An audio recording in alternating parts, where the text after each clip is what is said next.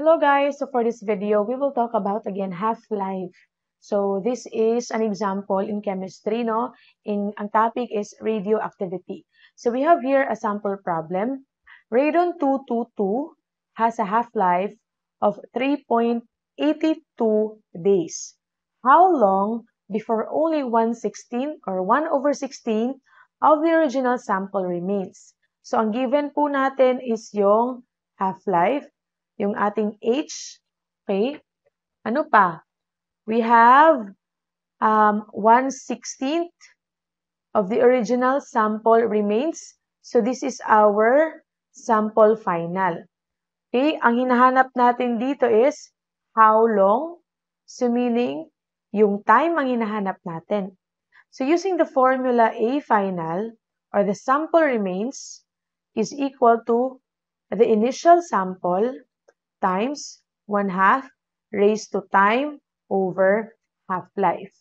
So again, we have, ano na dito, A remains, or remaining sample is 1/16 of the original sample remains. So it means na 1/16 of the original sample, which is A sub O, okay, remains, is equal to A sub O. Kasi nga, hindi po natin alam yung exact amount ng ating initial sample. So, we will just use A sub O. Okay, yung A sub O. Okay, times 1/2 raised to time, which is yung hinahanap natin, over half-life, which is si 3.82. Okay, so now we can cancel out A sub O kasi meron siya both sides. So, ang natitira dito is 1/16 is equal to 1/2 raised to t over 3.82 days. I think it's days. Yes, days. Okay, so what we will do is we can multiply both sides ng log. So this one here will become log 1/16 is equal to t over 3.82, okay, log of 1/2.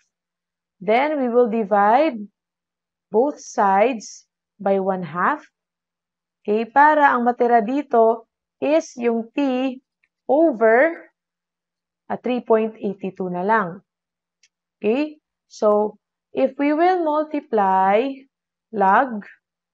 if we will divide, not multiply, log 1/16, okay, divided by log of 1/2, ayan, so it will give us 4. Okay, lagyan natin dito 4. Tapos t over 3.82. Okay, kasi copy lang natin to dyan.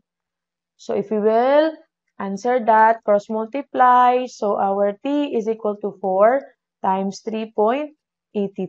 So use your calculator, 4 times 3.82.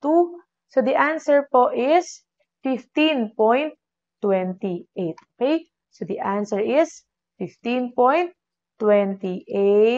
days. So 15.28 days po ang kailangan natin para 1/16 of the original sample remains.